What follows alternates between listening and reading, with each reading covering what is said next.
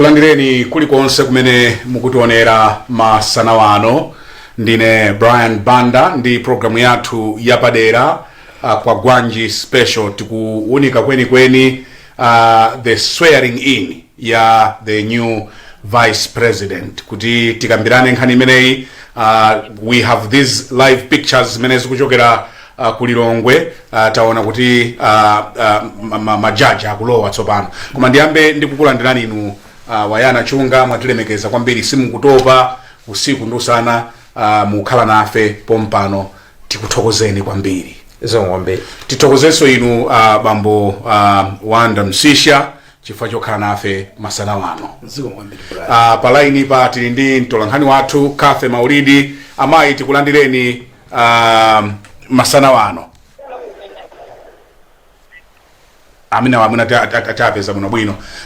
Ndiyambe ndi inu bambo Msisha, awasankha Michael Usi dzulo a president Chakwera kuti akhale wachiwiri wawo.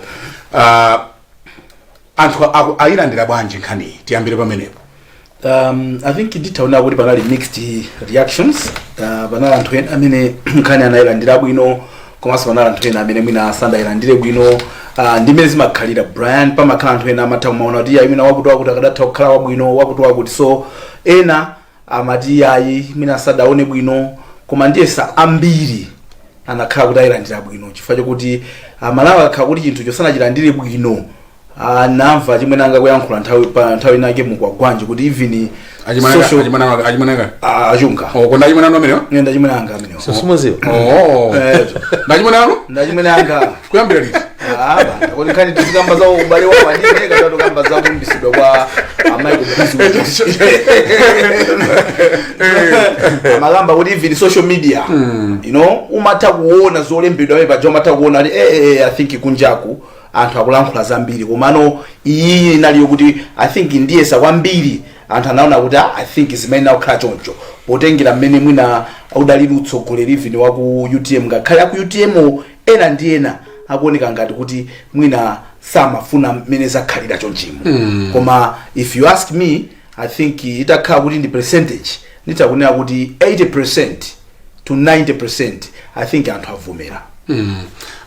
Mambo Chunga ndimaona ngati kuti decision imeneyi kwa ine zigawo ziwiri. Chigawo choyamba cha malamulo itakuoneka ngati njolondola chifukwa chonena kuti mukaona pa chithunzi papa ndiye kuti awusije majaji amene ayalana mu parliament kumene kwali zikuchitika mu parliament katikati mwa parliament muona ngati achita panja poyamba khanga tamati panja kena katinamva kuti ya program imene ichitikira mkati. So these are the live pictures zimene zikutifika kuchokera ku Lilongwe.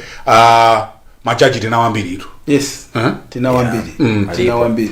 Alipo ndithu. Manena kuti tinakasitu kamba za majaji za malamulo. Kunkhani ya malamulo tikumbusane kuti chipani cha UTM chini malamulo ake. Andi malamulo acha mukaunika aonesa ndithu kunena kuti amanena kuti president wao kapena mtsogoleri wa chipani icho ya UTM akakhala kuti wadwala kapena kuti wamwalira kapena kuti wachoka, wachiwiri wake ndamene malowa mmalo. Kumbukirani tonse alliance zipani ziwiri zazikulu zosogolera nali UTM komanso Malawi Congress Party. Ndiye chinali chinthu chonena kuti maso alamulo zimaoneka ndithu kuti safest decision inakakhala yongomtenga mtsogoleri amene watenga udindo kumeneko ku UTM. Ndimafuna nenenso kunena kuti ukaganizira zonena kuti anakati atenge munthu wa ku Central Region zinakavuta, anakati atenge munthu wa MCP zinakavuta, anakati atenge mwina munthu wa chipani china a UTM waso anakadandaula. Ndiye kuoneka ngati kuti zinali zovuta, koma awusi a little bit of a safer decision, so I must say. A safer decision? Yes, chifukwa chokuti muone mene office imene yakhalira yopanda munthu. Office imene akulowa Michael Usi yakhala yopanda munthu pangozi. Malamulo athu aja a constitution amanena kuti office imene izakhala yopanda munthu atasiya yekha ntchito kapena mwina atamwalira. Koma ndikukhulupirira kuti sitinayunikire bwinobwino kuti munthu akhoza kumwalira motani. Mutaona mene anamwalirira anthu amene wawa kuphatikizapo a vice president wa inali imfa yokuti kuti tingati chani ife yosimapweteka I think inali yokuti zinthu zoti zimakhala ngati kuunika kuti zimezizi in 7 days pakhale pali munthu wina zimakhala ngati kuti I think mwina munthu isitinamulire mokwanira koma malamulo adakonzedwa choncho. That's why wina chifukwa chake anthu ena manena apo kuti mwina pakufuna kukhala kuti pakhale kuunikira malamulo. So potengera zimezozo munthu ali ngati imeneyoyo chisankho chosankha munthu amene akukalowa mu office imeneyo chimenera kuti chipangidwe bwino potengeranso kuti padali zinthu zina zimene zinalipo zikuchitika mbali naye kuti ukhale kuti ndisalakwitsenso chifukwa kulakwitsa pamene papa ukanakhala no zinthu zinazo zolankhula zambiri no mmene ndikunenera muja ndipovuta kuti munthu upange chinthu chimene mwina ukhoza kumsangalasa wina aliyense koma nthawi zambiri umayang'ana kuti okay zikuoneka kuti chiganizochi anthu ambiri achivomereza ena ndithu azakhala nazo zotsutsa ngakhale utapanga zinthu mwantundu wanji. So safer decision in terms of kuti I think anthu sama ausiwo anali mmodzi mwa anthu amene amatchula anthu tikanakhala kudabwa kuti kungomva zina lina kuti palibe ulo ndi munthu wina wake amene amaliganizira kuti kodi zina limene munthu lachokera kutiko chifukwa chani you know. So zimene zozo zimene mwina mbale wanga kunena kuti safer because with ausi you can justify kuti izi zapangidwa chifukwa chakuti so zofotokozera chi decision imene apangidwa chisankho imene apangidwacho at least mwina ndi ausiwo zikupezeka. Tilino tsopano ndi ma vice president awiri amene sadakhale pa ballot koma adabwera they stepped in pa nthawi ya ngozi akhumbo kachali ndi tsopano amaiko ausiwo. I wanted you to explain on that. Yeah. Ndithu pali provision kapena kuti lamulo limapereka mwayi ndi mphamvu kwa mtsogoleri wa dziko kunena kuti zitakhala kuti pali gap ngati imeneyi atha kusankha munthu kukhala wachiwiri kwa mtsogoleri. Koma ndimafuna ndinene makamaka manong'onong'o amene anthu ena akumanena kunena kuti ndiye anthu awa osavoteredwa osakhala pa ballot kuti azikhala vice president. Ndimafuna tinene kunena kuti no one planned for what has happened. Iyi ndi ngozi ndipo izimachitika kuna kulikonse. These things happen and anthu tikamaganizira sogolo la dziko tiziziwanso kunena kuti sindife mulungu kusogolo kwa zinthu zina zimatha kuchitika outside our plans. Therefore tiyenera kumakhala ndi provision tiyenera kumakhala ndithu ndi kuthekera kovomereza kuti zimene zitha kuchitika.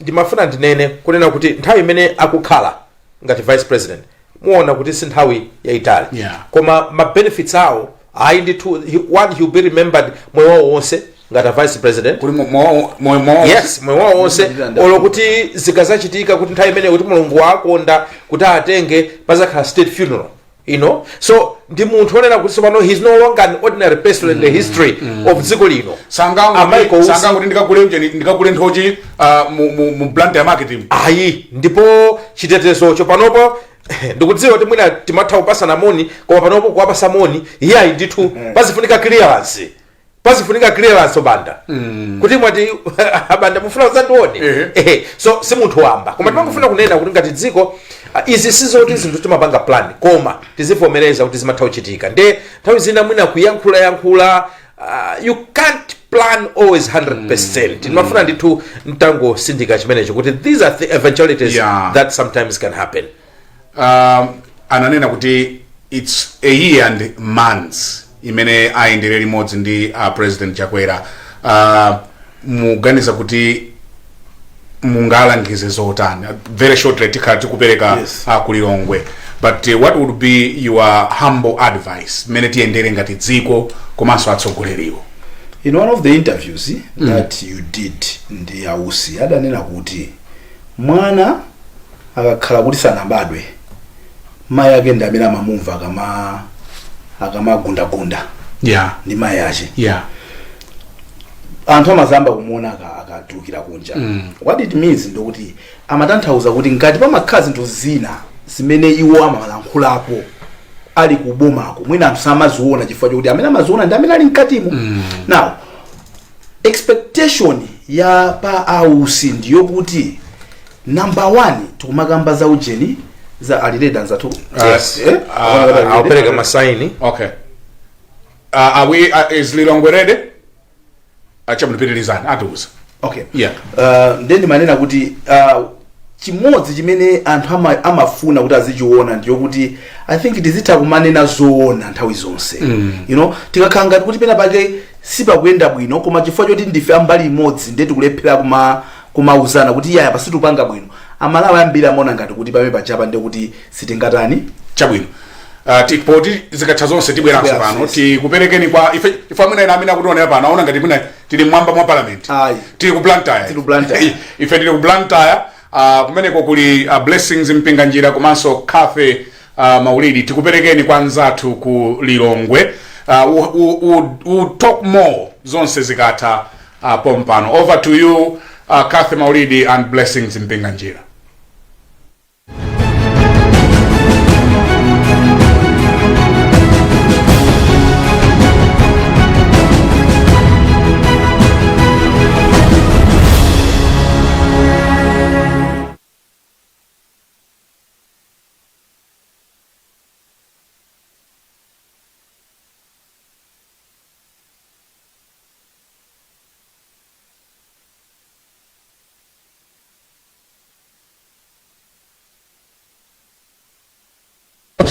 Dziko lapaderadera mu mbiri ya dziko la Malawi pomwe akulumbiritsa wachiwiri kwa mtsogoleri wa dziko lino ameniwa ndi Dr. Michael Biswick Usi. Tikunena pano akuluakulu afika kale malo ano ndipo pakadali pano tikuyembekezera mtsogoleri wa dziko lino amene akhale mlendo ulemekezeka. Mwina kungonenapo pang'ono mbiri ya Dr. Usi kuti kodi iwowa ndi ndani nanga anabadwa chaka chanji, maphunziro awo ndotani, sukulu aphunzira kuti komanso agwiranso ntchito kuti mbuyomo. Dr. Michael Usi anabadwa mchaka cha 1968 ndipo anaphunzira pa sukulu ya sekondari ya Mulanje, imene Mulanje Secondary School, ndipo agwira ntchito ku development and makamaka Adventist Development and Relief Agency imene ndithu ndi ADRA. Iwo ndithu ku nkhani ya ndale seva ndithu ngati nduna ya zokopa alendo, komanso asanasankhidwe pa udindo umenewu akhala ndithu ali nduna yoona za chilengedwe. Mmene ndafotokozera kuti kwabwera anthu osiyanasiyana, majaji aku High Court ku Supreme Court afika kale malo ano. Taonaponso akazembe amayiko osiyanasiyana, akazembe makamaka akazembe wa bungwe limene la UN komanso akazembe ochokera mayiko osiyanasiyana afika kale malo ano. Ndindizanga Kathe Maulidi amene ndikhale ndikucheza naye mwapo ndi apo kutiswa naye angotipatsako zomwe watula. Kathe, mwina watulapo chani nakuona umathamangathamanga mkatimo, ndi chani chomwe watulapo chokhuza Dr. Usi?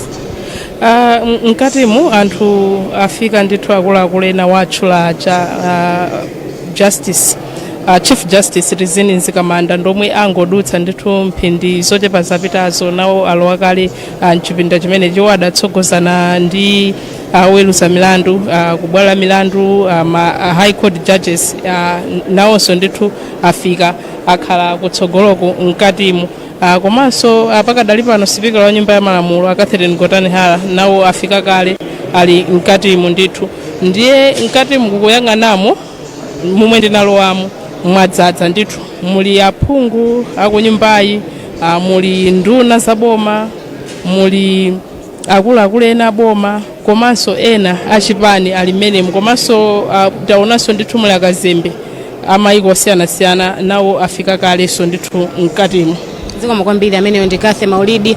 Tili ndi nzanga makamaka ameneyo ndi nzanga Kathe Maulidi. Ndikhale ndikuyankhula ndi mmodzi mwa memba la Nyumba ya Malamulo muno mu mzinda wa Lilongwe kuti angotifotokozera kuti iwowa nkhani imeneyi ayilandira motani, komanso kusankhidwa kwa Vice President Michael Usi tiyembekezezo tani takulandira nolemekezeka pano pa Times. Zikomo kwambiri. Mutikumbusa dzina lija komanso kuti mukuyimira pa jadera liti muno mu Lilongwe. Kudera kumene ndili kuno ndi ku Lilongwe City Center constituency. Ineyo ndi MP wa kunoko Alfred Gia.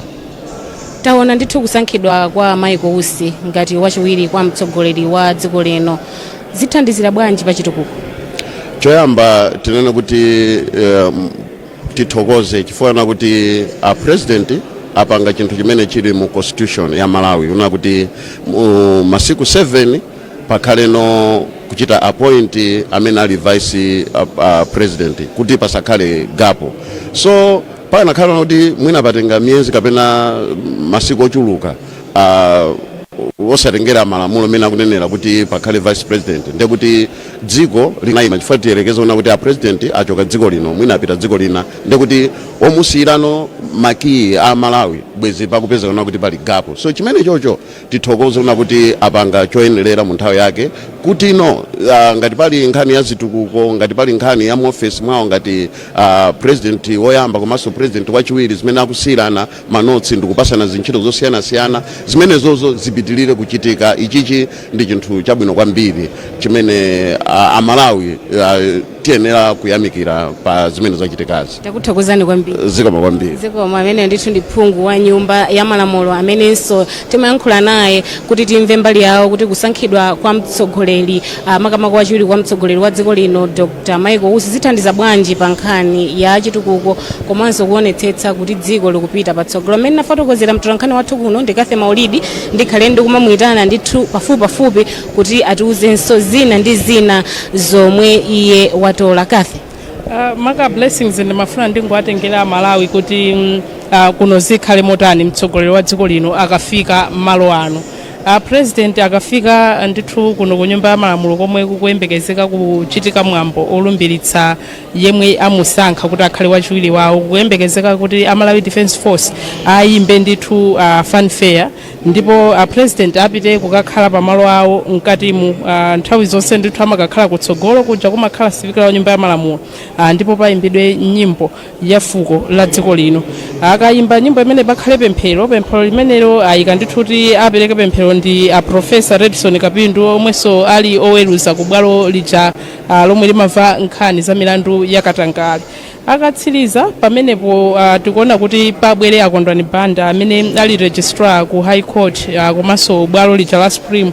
Iwowa ndi amene akhale ndithu akuyendetsa mwambo umenewu ndipo zikachitika zimenezo pabwere ndithu vice president omwe asankhidwa kupita ndithu kutsogolo kumene akathandizidwe ndithu ndi registrar akubwalo limeneli la milandu. Mukaona muchithunzi mwanomo ndithu mukhoza kuona kuti amenewa ndi vice president amenewa ndi Dr. Michael Usi amene akulowa limodzi ndi mayi akunyumba komanso pambuyo pawopo pali nduna amenewa ndi Richard Chimwendo Banda kulowa ndithu kuti zonse ziyambike. Kafe ndinakudula ndithu ndimafotokoza kuti registrar amene waku High Court komanso ku Supreme Court of Appeal Kondwani Banda ndi amene ndithu ayendetse mwambo umenewu olumbira ndipo akafika kutsogolo iwowa malingana ndi pa program zikuonetsa kuti Michael Usi omwe asankhidwa kukhala wachiwiri kwa mtsogolo wa dziko lino iwowa akhale akupita kutsogolo kuti mwambo olumbira ukachitike. Ndiye akapita kutsogolo ndikukathandizidwa kuti achite mwambo umenewu olumbira. Tikuyembekeza ndithu kuti pakhale kulankhula kuchoka kwa Usi imene amaitcha acceptance speech ndithu kuvomereza kuti wodi agwira ntchito ngati wachiwiri kwa mtsogoleri wa dziko lino ndipo akatsiriza pamenepo kulankhula pakhalenso kulankhula ndithu kuchoka kwa mtsogoleri wa dziko lino koma pamenepo sadachita indicate kwenikweni kuti akhale akulankhula pa zachani koma akatsiriza pamenepo tikuona ndithu pa program pakubwera Malawi National Anthem zomwe zikusonyeza kuti mwambono ukhale ukupita no kumapeto ndithu blessings ndikuona kuti pali alendo ena kuti mwina ocheze nawo. Zikoma kwambiri Kathe ndithu palidi alendo amene ndikuyenera kuti ticheze nawo tidziwe kuti iwowa ndi ndani komanso nkhani imeneyi ayilandira motani. Tanena kuti Dr. Michael Usi afika kale ndithu malo ano pomwe tikuyembekezera tsopano kuti mtsogoleri wa dziko linonso afike mwambo uyambe. Mwaswera bwanji? Taswera bwino. Anthu akudziweni kuti tikuyankhula ndi ndani? Ine ndine George Nessa, president wa Mafunde Bade amene so ndi Mutonsa Alliance. Kusankhidwa kwa wachiwiri kwa mtsogoleri wa dziko lino pa malamulo zikutanthauza chani ngati dziko? Ndiganiza wiki imene anthu ambiri amafunsafunsa kuti kodi atasankhidwe ndani. Munaona pa social media pamatuka mayina ambirimbiri nde ifenso Mutonsa Alliance timembeza president asankha mmodzi mwa ife Mutonsa Alliance makamaka uchoka ku UTM kumene asulosi anali nde tatsangala kuti a president choyamba atsata malamulo posankha president vice president pa nthawi yake ndiponso asankha munthu mmene timaganizira ifeyo. mwina zimene zithandizaso bwanji kupititsa patsogolo chitukuko cha dziko kuti tsopano vice president ali mu office? mmadziwa kuti udindo wa president ujeni wotangidwa kwa basi sangathe kukhala kulikonse yekha yayi pamafinika kuti pakhale kuthandiza kwake chifukwa cha mu constitution tinayika kuti khale ndi vice president kuti azithandiza president ngati president palibepo uyatha kugwira ntchito yake. Ndiganiza kuti mene zipepe kusaso ntchito ya president kuti athe kupanga zina ndi zina. Zikoma kwambiri. Zikoma.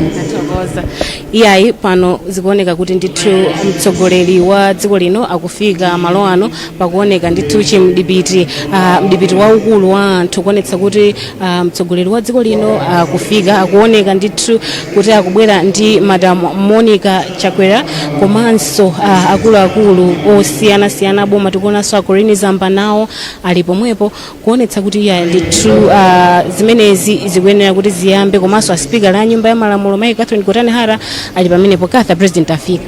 Ndithu president afika nthawi yomwe amalawi amadikirira kuti mwambo umene wolumbiritsa wachiwiri wawo yemwe amusankha uyambe kuchitika. Chinthu china chosangalatsa naona mkati mu anthu amakuwa blessings anthu amaya kusangalala kusangalala maya ku nyumba amaiko usi ambiri adala asanaone afika mkati mulero ndipo mudali kusangalala kwambiri anthu kupita kukapatsa moni zosangalatsa kwambiri anthu ambiri akhala kufuna kuti taone kuti mayi usi ndi ati lero afika ndithu nyumba ya malamulo imeneyi koma funso lomoda ndifunsa blessings kuti mtsogoleri wa dziko lino wafika tsopano chikuchitika ndi chani momwe ndafotokozera pa program icha chomwe chikuyembekezeka kuchitika tsopano akayimba fanfare kukubwera national anthem kenako mwambo wonse ukuyambika mwambo momwe ukuonekera pa program ndi waufupi kwambiri ndimamvetsedwanso apo kuti ngakhala president akuti salankhula ndi mwambo waufupi kwambiri akawalumbiritsa ndithu akubwala milandu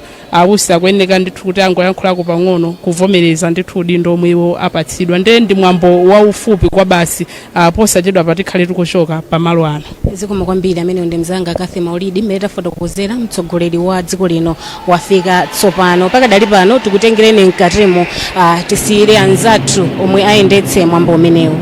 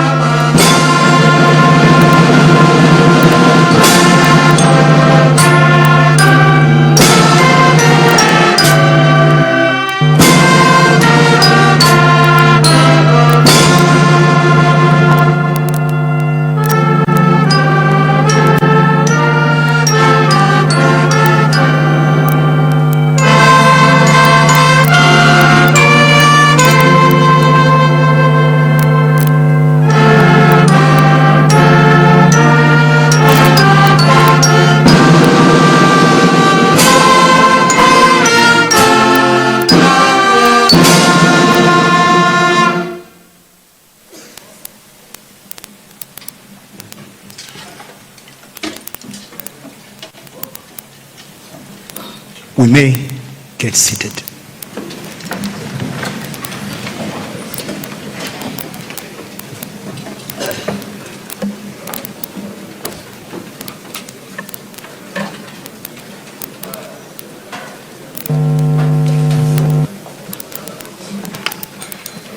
Your Excellency, Dr. Lazarus McCarthy Chakwera, President of the Republic of Malawi, Your Excellency, Madam Monica Chakwera, First Lady of the Republic of Malawi, Honorable Dr. Michael Biswick Usi, Vice President Designate of the Republic of Malawi, and Madam Ella Usi, Right Honorable Catherine Gotani Hara, MP, Speaker of the National Assembly, my Lord Chief Justice Rezin Nzikamanda, SC, Justices of the Appeal, and all judges of the High Court of Malawi, all Cabinet and Deputy Cabinet Ministers here present, Ms. Colleen Zamba, Secretary to the President and Cabinet, and all government officials here present,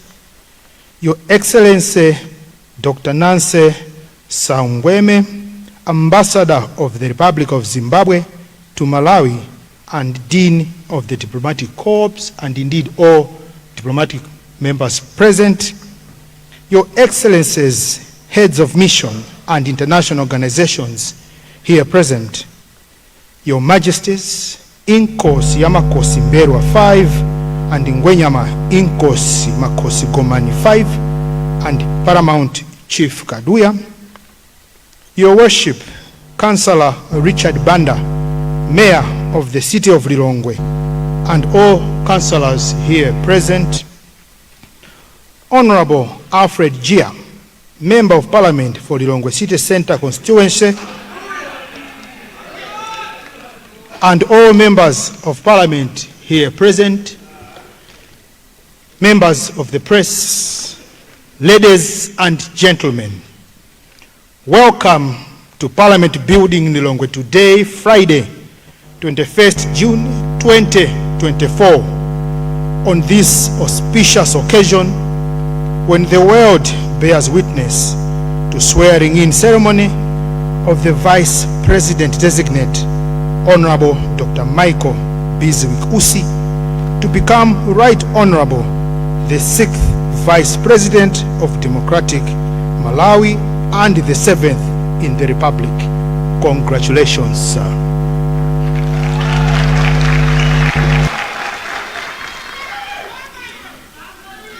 My name is Mzonde Geoffrey Mvula, Judge of the High Court of Malawi, based at the Criminal Division in Lilongwe, and today, this afternoon, I will be your Director of Ceremonies, if it pleases you, Your Excellency, sir.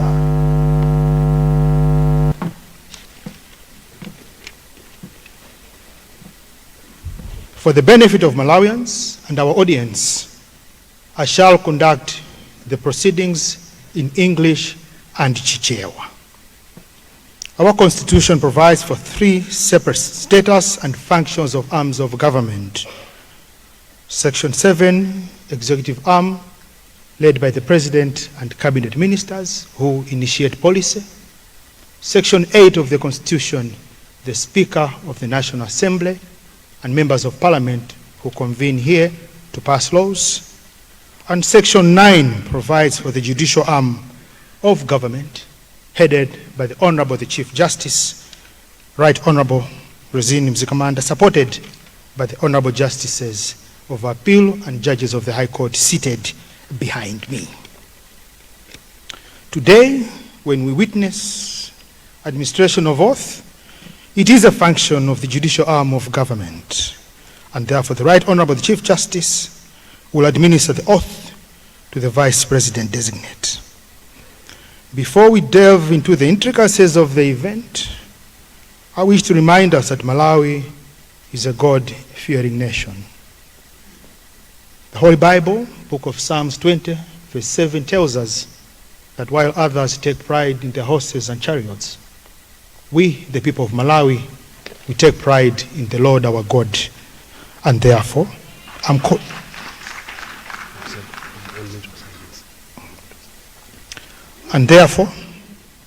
trusting in the omnipresent, omnipotent, and omniscient one true God, I shall call upon the Professor Redson Kapindu to make the opening prayer.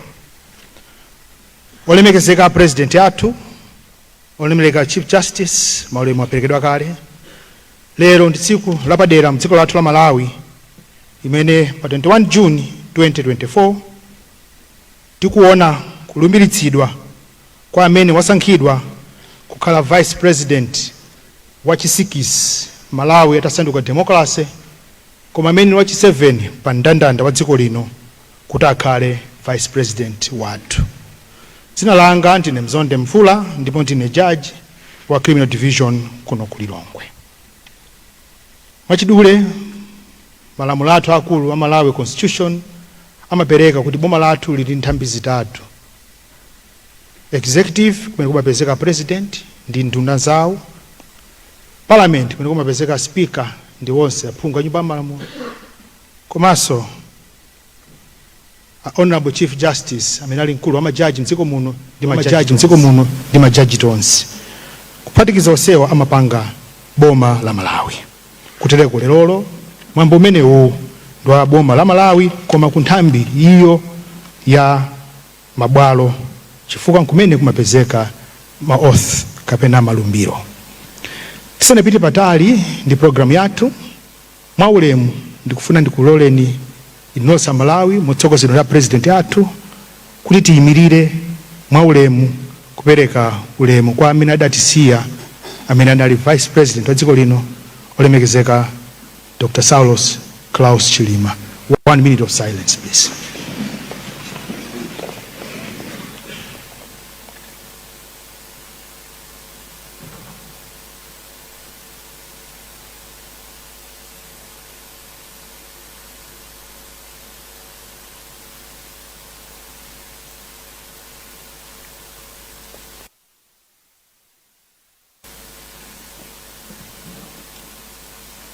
Mzimu wao uuse ndi mtendere. Amen.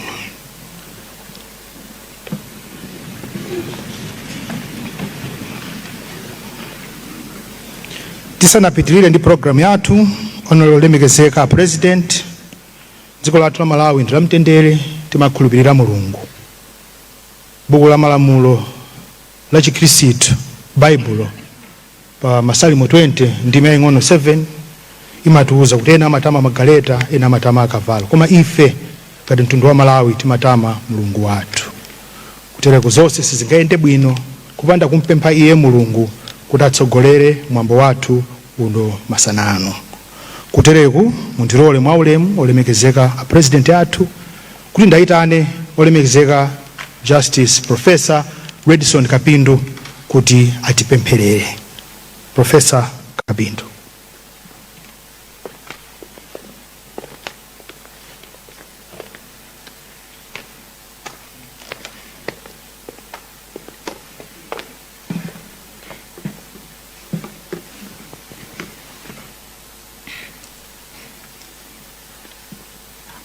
Let us bow our heads and pray.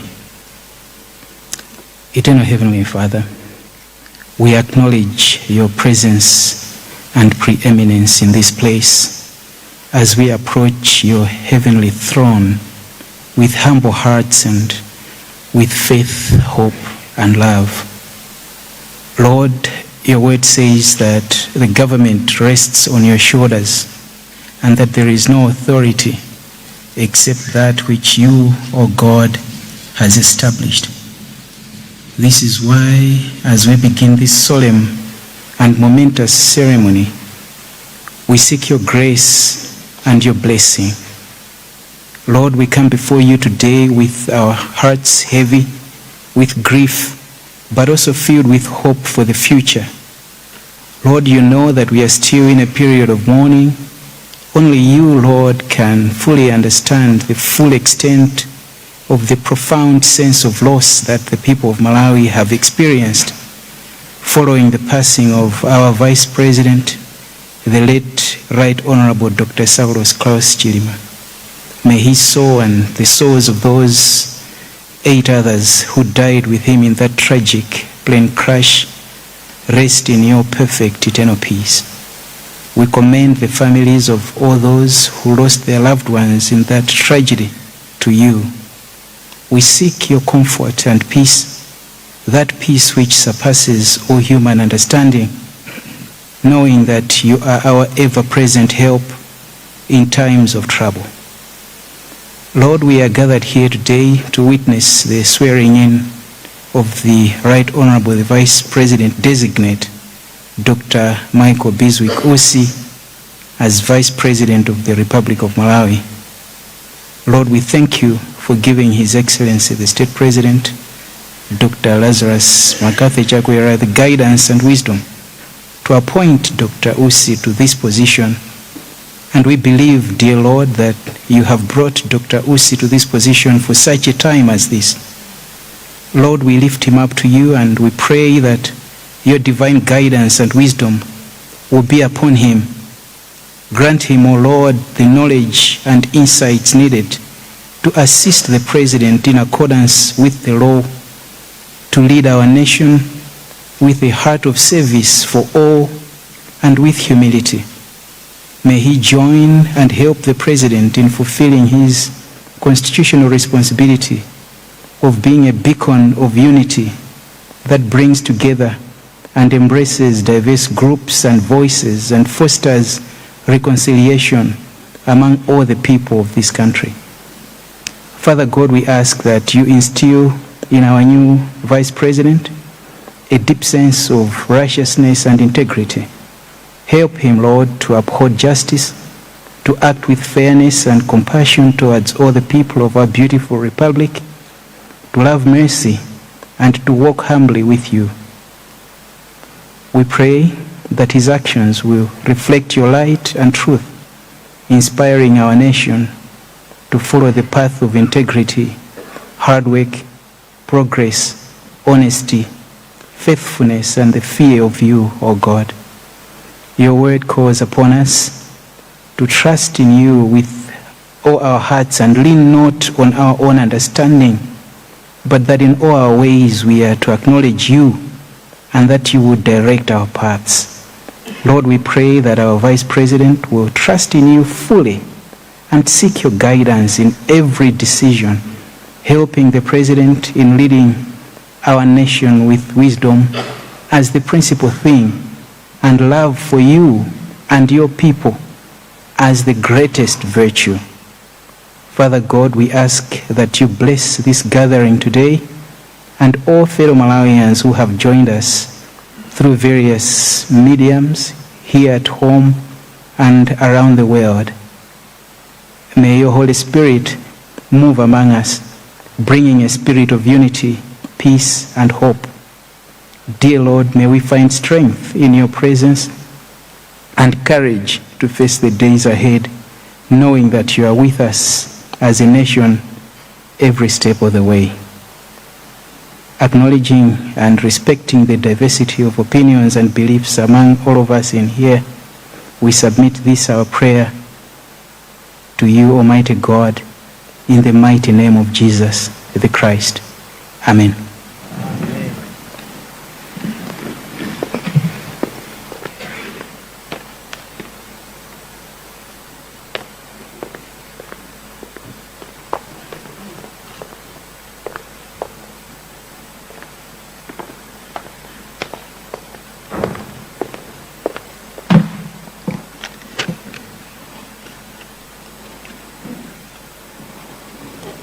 Your Excellency, Dr. Lazarus Makathi Chakwera, President of the Republic of Malawi, and all protocols observed.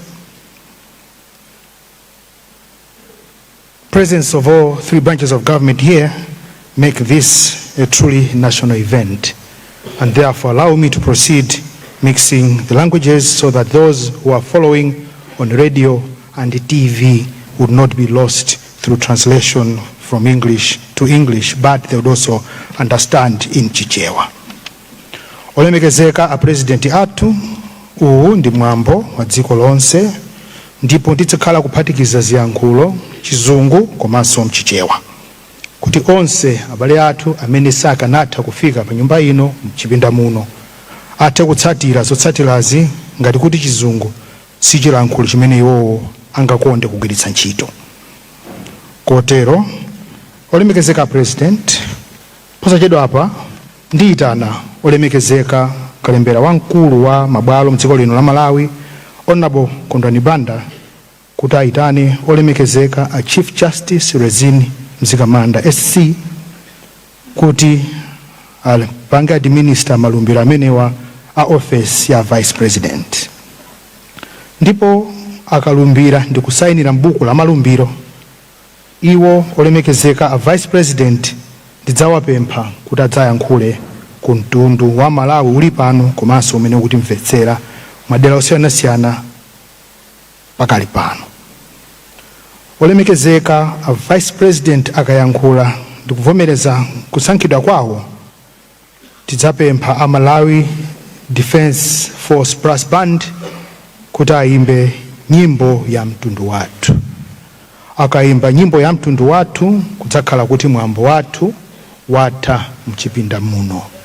Ndipo kudzakhala kwa inu olemekezeka President ndi Madam Chakwera kutuluka mchipinda muno motsogozedwa ndi a Speaker a nyumba ya malamulo olemekezeka Kwagwanji Hara MP.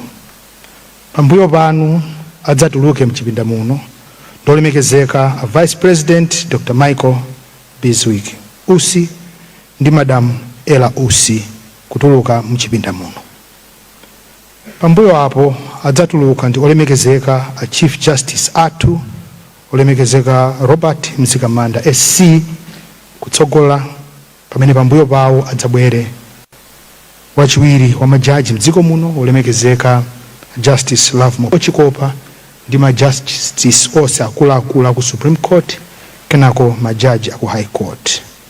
Tikafika pamenepo ndiye kuti tidzakhala kuti mwambo wathu watha ndipo olemekezeka onse nduna za boma ndi akuluakulu osiyana amene muli pano mudzatha kutuluka mchipinda muno. Briefly, Your Excellency, allow me to invite the Honorable the Registrar of the Supreme Court and High Court of Malawi, Honorable Kwagwanji Banda, to invite the Honorable the Chief Justice to come to the podium to administer the oath of Vice Presidency to the Vice President designate Dr. Michael Bizwig Usi. After that, then we shall have the Vice President signing in the oath book before I shall invite him to make his acceptance speech.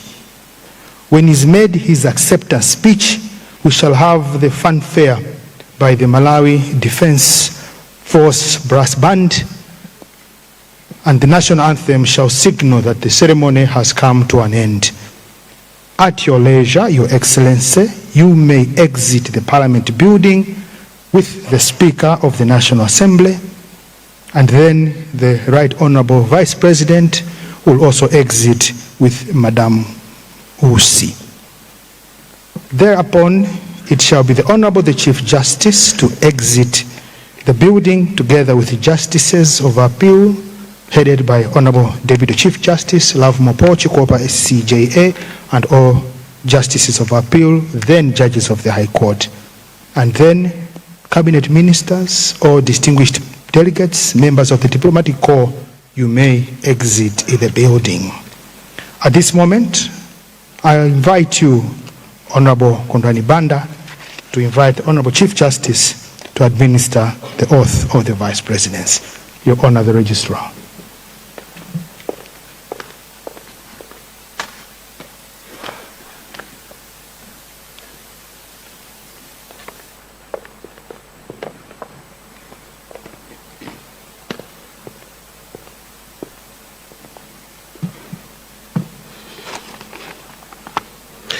Your Excellency, Dr. Lazarus McCarthy Chakwera, President of the Republic of Malawi, Your Excellency, Madam Monica Chakwera, First Lady of the Republic of Malawi, Honorable Dr. Michael Biswick Usi, Vice President Designate of the Republic of Malawi, and Madam Ella Usi. Right Honorable Catherine Gotanha, Speaker of the Malawi National Assembly. Your Lordship, Justice Rizini Mzikamanda, SC, Chief Justice of the Republic of Malawi, Justices of Appeal, and all the judges of the High Court of Malawi herein present, all the Cabinet and Deputy Cabinet Ministers herein present, Mrs. Colleen Zamba, Secretary to the President and Cabinet, and all government officials herein present. Allow me, Your Excellency, Your Lordship, to stand on all the protocols observed. Your Lordship, the Honorable the Chief Justice, the Secretary to the President and Cabinet, on 20th of June 2024,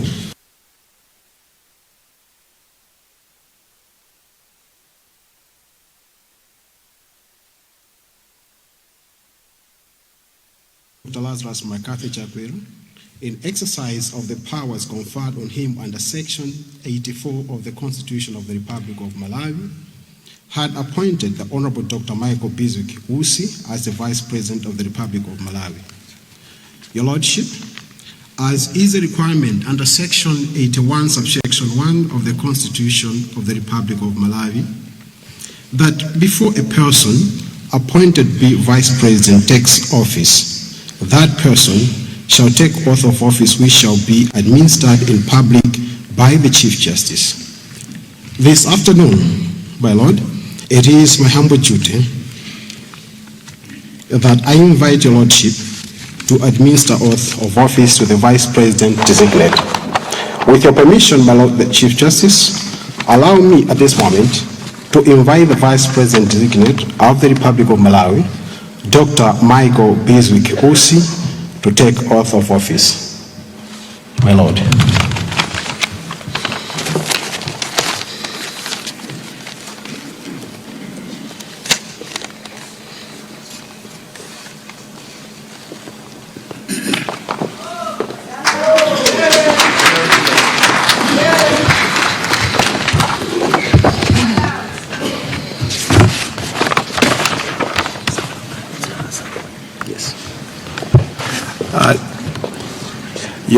Your Honor, the Vice President designate, if you may allow me also to invite forward Madam to join you. Thank you.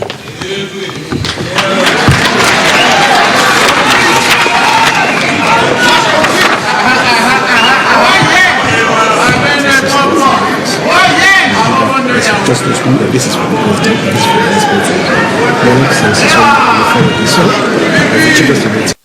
But before that, we will just swear.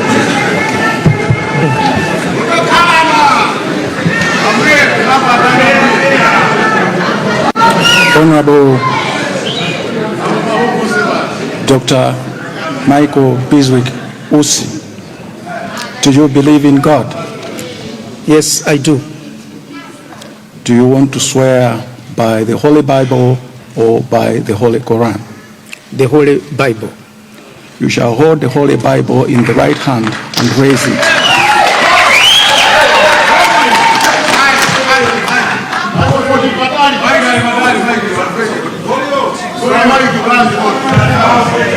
And you shall swear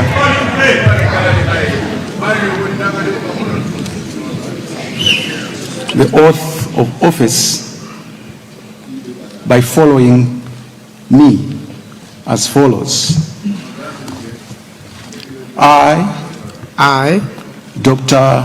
Michael Biswick Usi, Dr. Michael Biswick Usi, do solemnly swear that I will well and truly perform the function of the high office of Vice President of the Republic of Malawi, the function of the high office of Vice President of the Republic of Malawi, and that I will preserve and defend the Constitution, and that I will do right to all manner of people,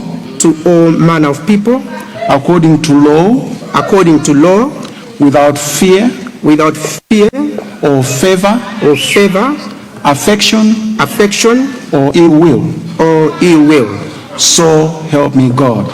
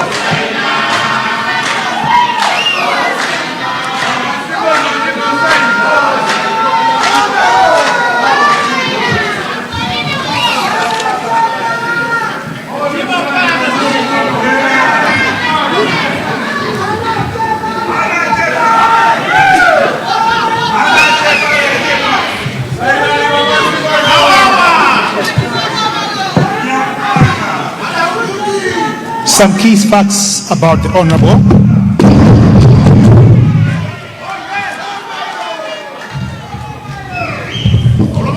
Some key facts about the Honorable Dr. Michael Beasley Usi, Vice President of the Republic.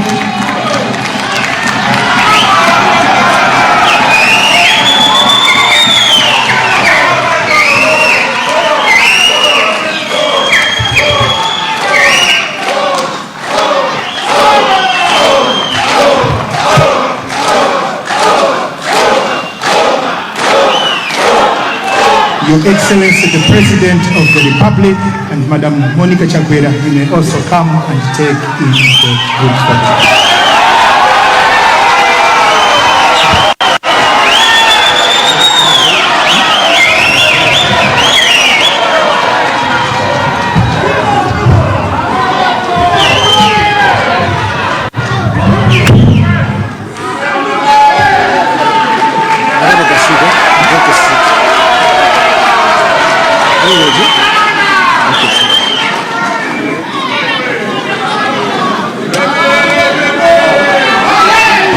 Olemekezeka Dr. Michael Usi anabadwa pa 16 December 1968 ndipo chaka chino pa 16 December akwanitsa zaka 56.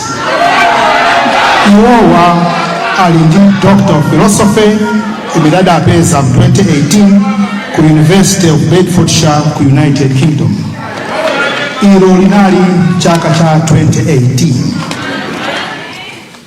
Asanafika pamenepo olemekezeka Vice President athu adatenga Masters in Strategic Management mu chaka cha 2008 kuchokera ku University of Derby. Iyo inali masters yoyamba. Komanso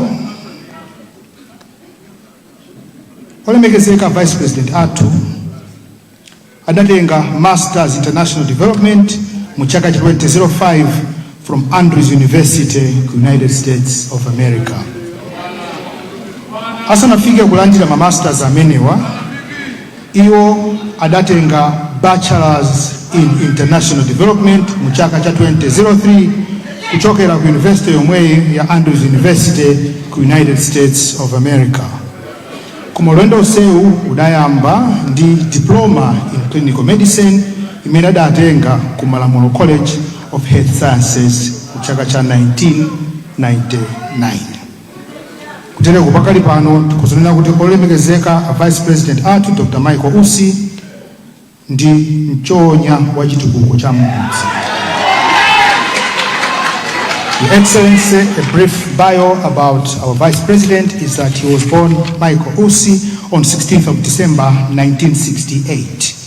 That this 16th of December 2024 the Right Honorable the Vice President will be aged 56. Currently, he's a cabinet minister, but to attain to this milestone, he had recently obtained a Doctor of Philosophy from the University of Bedfordshire in the United Kingdom in 2018. Before that, he had obtained Masters in Strategic Management 2008 from the University of Derby. Not just one master's degree, but the first initial one was from the University of Andrews in the United States of America, being a master in international development. All these come to supplement a bachelor degree in international development obtained in 2003 from the same Andrews University in the United States of America. The Right Honorable the Vice President commenced his journey to pursue academic accolades with a diploma in clinical medicine, which he obtained in Malamulo College of Health Sciences in 1999. Indeed, Excellency the President, Honorable Chief Justice, and all protocols observed, the Right Honorable Dr. Michael Biswick Usi is an accomplished community developer. It is now my humble duty and singular honor to invite you, Right Honorable Dr. Michael Biswick Usi, to make your acceptance speech.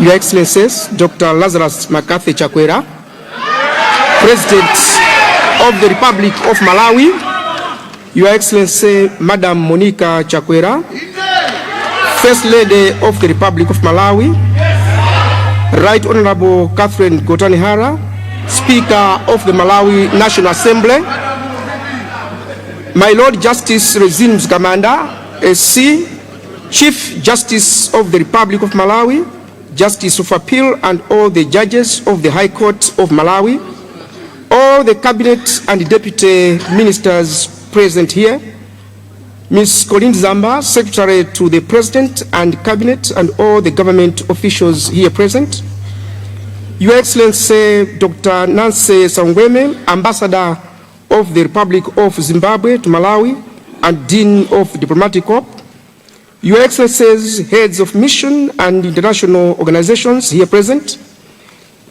Your Majesties Inkosi Yamakosi Mberwa 4 and Ngwenyama Inkosi Yamakosi Gomani 5, and Paramount Chief Kaduya, Your Worship Councillor Richard Banda, Mayor of the City of Lilongwe, and all the councillors here present, Honorable Alfred Gia, Member of Parliament for Lilongwe City Centre constituency, and all the members of Parliament here present, ladies and gentlemen.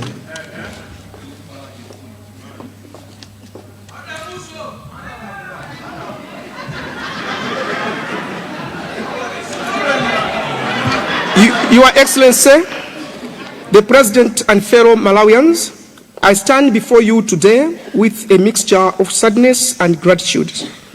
It has been less than a week since I and thousands of Malawians joined Your Excellency in this very house to pay our last respect to the Vice President, the late Right Honorable Dr. Saus Klaus Chilima, whose body was lying in state on this very floor. And I believe I speak for all Malawians and for all of us who knew and worked with Dr. Chilima personally and directly, that we are still hurting and we are still mourning. And so to be here for the swearing-in ceremony of a new Vice President is a reminder that Dr. Chilima is indeed no longer with us. And that fills me with sadness today. But as we all continue to nurse this sadness we share, this ceremony today is a reminder that God has not left us alone without comfort and has not left us as orphans. Being here today, I can see that God's comfort is with us. For I see it in the exceptional way you have led our country throughout this time of mourning, embracing all of us the way a loving father would, and enduring persecution without paying back any wrongs against those who have wronged you during this time. Your Excellency, I see God's comfort here today in the way we have joined hands as one people to stay united and face the future with courage together. I see God's comfort here today in the way we are committing ourselves to being a government that puts the needs of Malawians first and that follows the rule of law and the demands of the Constitution, even when it has to do so. And I see God's comfort here today in the way he has defeated the evil intentions of those who wanted to use a tragedy that has hurt us all as a weapon to bring division among us. So even though I am sad today, I'm also comforted. I mentioned earlier that my second feeling is gratitude, and this is harder for me to put into words because I am quite overwhelmed by it. Yesterday, it pleased Your Excellency to exercise your constitutional powers in appointing me to serve as your Vice President of this beautiful republic. And with fear and trembling, I accepted the appointment. And as I stand here to take the oath of office, which I've taken as Vice President of Malawi, I am filled with gratitude. I'm grateful to late Dr. Chilima, affectionately known to us as SKC, for being the first to believe that I could be Vice President. When he chose me as his running mate and as Vice President of UTM 5 years ago. I'm also grateful to you, Mr. President, for sharing in that belief by having me as a senior member of your government from the beginning until now, and for honoring Dr. Chilima's legacy by bestowing upon me this distinguished honor. And I pledge to you, Your Excellency, that even though I know that SKC's shoes are too big for me to fill, I will work hard and do my best to ensure that we deliver on the bold agenda that you have for this country. And I know that under your leadership, Your Excellency, I will thrive and succeed. Because although most Malawians may not know it, but I know that no one worked as hard to help SKC succeed as a Vice President than you. Thirdly, I am grateful to my family for their support throughout the years in which I have fought many battles to save the poorest of the poor in our country, and I hope to do them proud as I use this position to do the same. Fourthly, I'm grateful to all Malawians for their support and words of solidarity, and I know that without them, there is no country called Malawi for me to call home and give my life to in service. Fifthly, I'm grateful to the UTM family for the support you have given me in the time I have been our party's Vice President. And I pledge to you that I will do my best to build our party and to uphold our shared values and restore our unity as we forge ahead to keep alive the dream of Sogolola to Lowala. And most importantly, I am grateful to Almighty God who has embraced me with this blessing that I have no room to contain. And I will continue to look to him to give me wisdom in how best to serve Your Excellency and the Malawian people. To all Malawians of goodwill, I assure you that this government of Dr. Lazarus McCarthy Chakwera is your government. And we who are privileged to hold positions in it are your servants. And for that reason, we will take this tragedy as a teaching and sobering moment for us to do better, for us to work hard, for us to serve you more diligently. We cannot do otherwise. Because the alternative to moving forward into the brighter future we are creating is a return to a darker past we cannot accept. So as I have already taken my oath, I pledge to you that nothing but sacrificial service to our country, its citizens, and its flag. For that is also the best way to honor the memory of Dr. Saus Klaus Chilima. I thank you all for listening.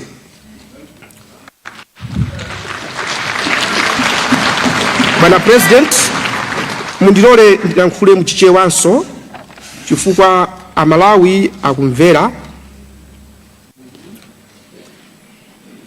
Ena angamanene kuti amusankha kukhala vice president anjoyatu amene.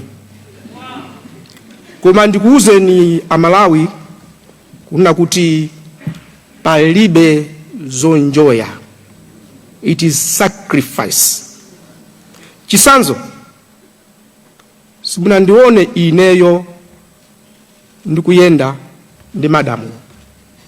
Lero chifukwa cha ntchito imene iyi ndakakamizika.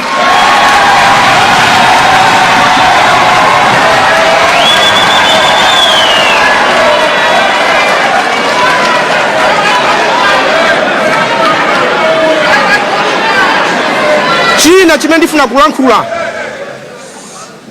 Bwana President, mutandiuza kuti mwandisankha. Momona kuti ndisangalale, mutandiuza zimene zili mkati mwa vice president imo, ndinaona kuti munthu une nditha kuoneka chonchi, koma mkatimu ni mtima wanga ndasanduka nkhalamba. Ndasanduka nkhalamba chifukwa chonena kuti nkhalamba maganizo ake amakhala kufunira zabwino zizukulu ndi anake. Imapanga sacrifice idyani iyo ili ni njala. Ndimakonda kuthamanga zimene ndimakonda zonse kuthamanga kupita kusika ndekha zonse ndalandidwa. It means my time now will be spent thinking more about the people of Malawi, much more than myself. Ndiye amene ati anjoye pakati pa Amalawi ndi ine, ati anjoye ndi Amalawi. China chimene ndifuna kunena pano, nditapita kwaona president ndiye akundilankhula. Nakuyang'anani ndikunena kuti izi ndizitha. Chifukwa ine ndazolowera mwachisanzo Honorable Tourism Vera Kantukule. Nimatanthauzi na kunduza kuti pa ndife ndunatu. Chifukwa ndazolowera kucheza momasuka, koma pakali pano pa ndiyenda ndikhale ndi ulemu wonse wa vice president.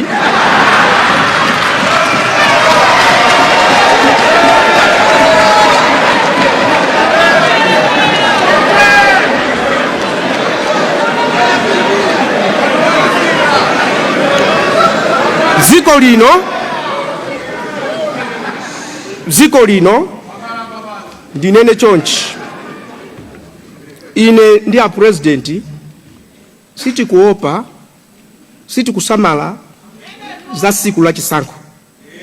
Tikuopa, tikusamala siku la chiweruzo. Chifukwa siku la chiweruzo maudindo amene tili nawo akulu ndipo sindekha ndinonse akulu muli muno. Ngati kuli kuotchedwa kumwamba kapena kumene kuotchedwako, tizaotchedwa kwambiri ndife amene tili ndi maudindo. Ndiye ukaganizira bwinobwino ukapasula udindo ngati uwu, utanthawi zina kumalira, because ngati machimo ako amalemba ni ngero mmodzi, akupasa 5 sopano.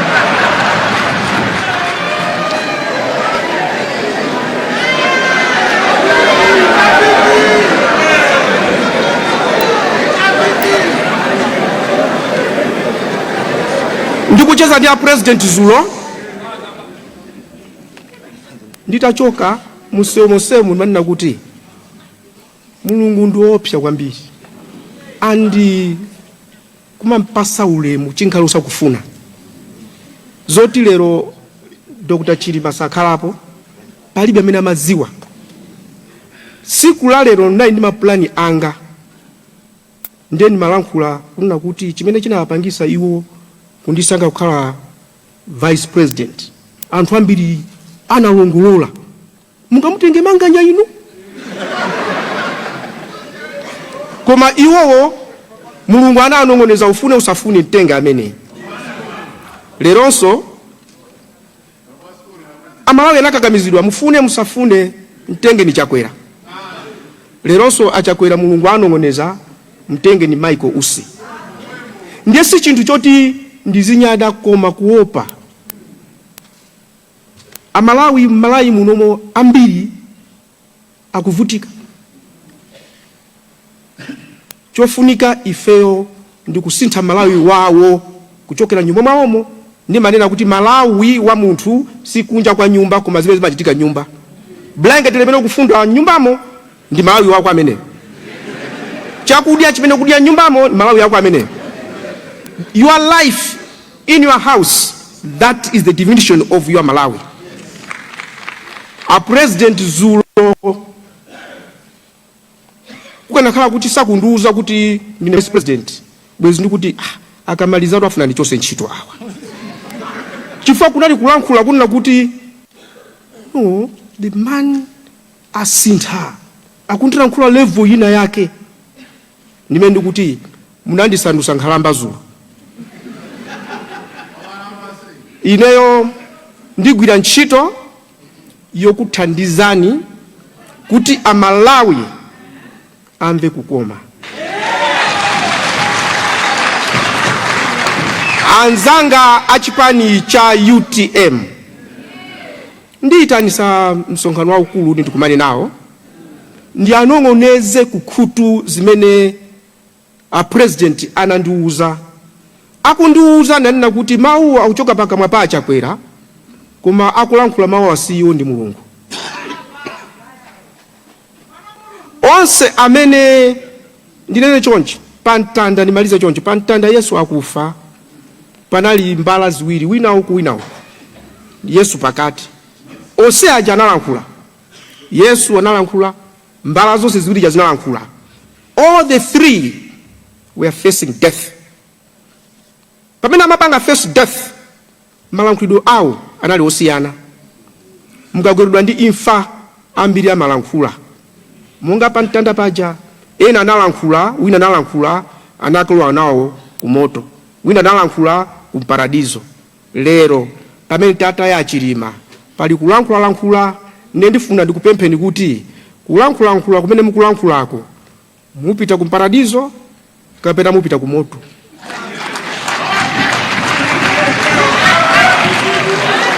Tilankhule tikuziwa kuti Mulungu is in control. And I want to thank the Roman Catholic Church. Alemba kalata yondithokoza yondiyamikira yondifunira mafuno abwino. Inkosi yamakosi Gomani 4 andifuniraso mafuno abwino. Anthu ambiri andifunira mafuno abwino. Ndikamagwira ntchito abale anga sikuti ndifuna ndipange outshine Achakwera.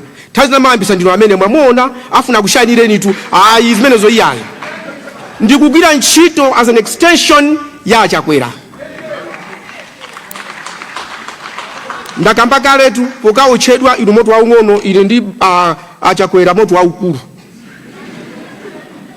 Ndiye ndikupempheni kuti mundimvesese ine as vice president kunena kuti poti ndikuziwa kuti ngati sindigwira ntchito bwino with sincerity kwa Achakwera ndikaotchedwa.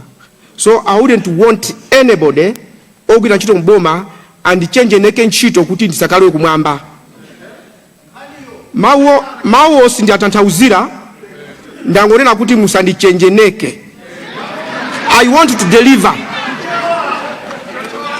Bwana President, ndikufunirani moyo wabwino. Cabinet dziko lonse la Malawi tiyeni tigwirizane. Pamene tikusemphana, the Bible says come now let us reason together. Tibwere pamozi tilankhulane, tikondane. It shall be well. God bless you all.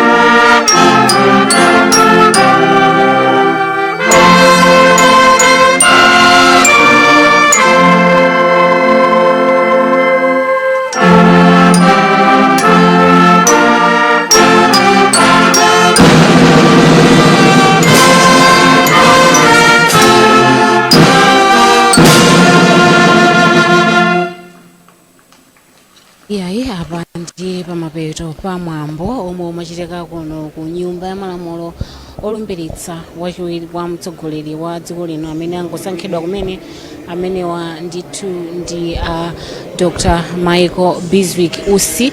Tikatere ndi kuti yayi Dr. Michael Usi ndi wachiwiri kwa mtsogoleri wa dziko lino.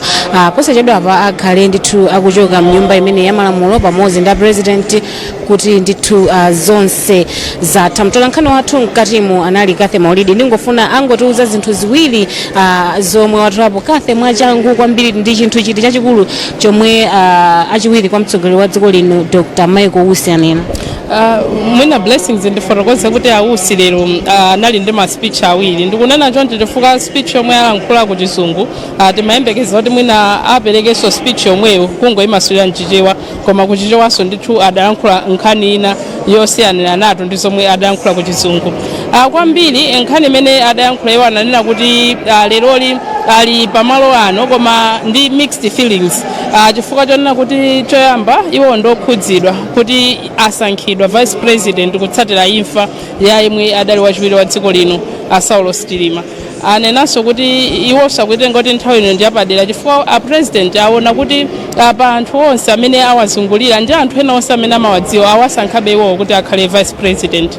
Adafotokozanso chinthu china chofunikira chomwe ndatolapo kunena kuti iwo akuthokoza chakwera powasankha koma akudziwa kuti ali ndi udindo waukulu oti agwire ntchito imeneyi. Ati ngakhale dzulo momwe a president adawayimbira kumafotokozera kuti akuwasankha kukhala vice president amalingalira kuti ali ndi sapato yayikulu yoti avale. Akuti chifukwa Achilima sadali munthu wamba, Achilima adali munthu odziwa kugwira ntchito, ndakuti iwo akuonanso kuti ali ndi sapato yayikulu yoti avale ntchito imene ali nayo kutsogolo kwawo ndi yayikulu. Ndipo kuchichewa adayankhula kunena kuti ntchito imene ndili nayo kuti ndigwire ndi yayikulu kwambiri, ndipo ndikupempha kuti anthu asandisokoneze andisiye ndigwire ntchito yanga imeneyi bwinobwino. Anafotokozaponso kunena kuti pamachitika pena kuti munthu president ndi wachiwiri wake mwina akugwira ntchito bwinobwino koma mwina poti wachiwiri uja akulimbikira ntchito anthu pamakhala kulankhula zambiri akufuna amuchita outshine president tani akuti anthu asabweretse zimenezo. Iwo abwera ndithu kuzagwira ntchito kufuna kutumikira Malawi.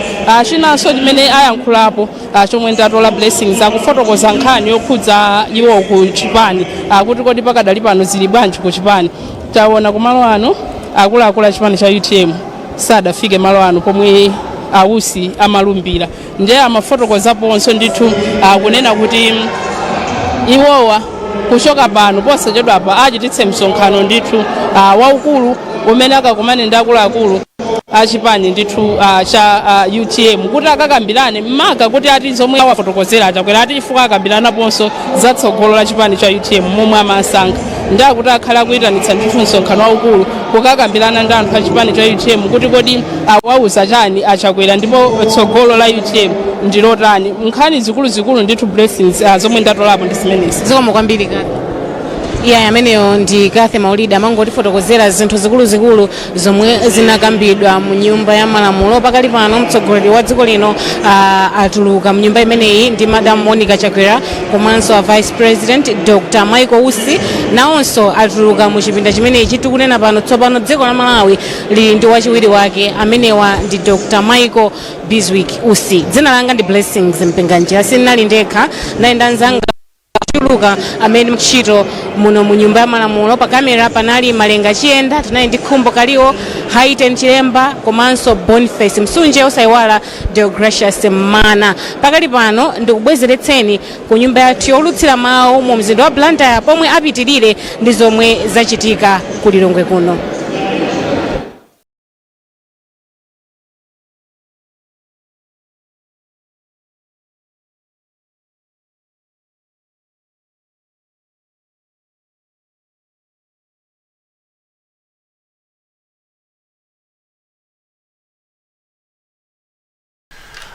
Umenewo unali mwambo olumbiritsa vice president wa dziko lino. We now have until this 1 hour ago we had vice president designate. Yes. Koma tsopano tili ndi vice president athu Dr. Michael Biswick Usi. Your thoughts especially pamene mwambo wakhalira ndikulankhula kwa Ausi. Tiyambe namba ndi inu nthawi tiyambe ndi inu Wayana Chunga. Chabwino ayi msonkhano kapena ndi mwambo umenewo wayenda bwino. Choyamba ndinene kunena kuti I think zinakhala bwino kuti mtsogoleri sadayankhule chifukwa mwina moyankhulamu uthakungola kuisa panopo anthu adakali mchisoni tidakali mchisoni ngati dziko komanso ndi nyengo yonena kuti president anokhala osamala kwambiri zoyankhula zawo. So mwina you would think nkunena kuti mwina is a safer decision kuti mwina asayankhule. Koma ndimafuna ndinene kwambiri kunena kuti mwambo amene mmaonera amene mmamvera munaona ndithu amalawi ena amene pamba ndimaona kuti mwina saombera m'manja saonesa kukondwerera koma ndizovuta. Taonapo ndithu kuntundu kuli maliro komanso mwina mwana akupanga mwina ukwati masiku ochepa after that zimakhala zovuta. So mmaseka in a very controlled way koma ndipovuta kunena kuti completely kuti basi tingokhala kuti osaonesa pena paliponse kuti olokomba m'manja ndiye chisangalalo chinalipo koma very subdued. That's what I would put. Kwinanso ndimangofuna kunena kuti speech ya Michael Usi ndikuona ngati imene inali the talk of the day from the function koma mwina zimenezo ndikamba nthawi ina. So mwambo unali waufupi and taona ndithu kuti Michael Usi amene mwina tinkangocheza nawo mbali munkumati Usi awo koma pano ndi wachiwiri kwa mtsogoleri wa dziko lino.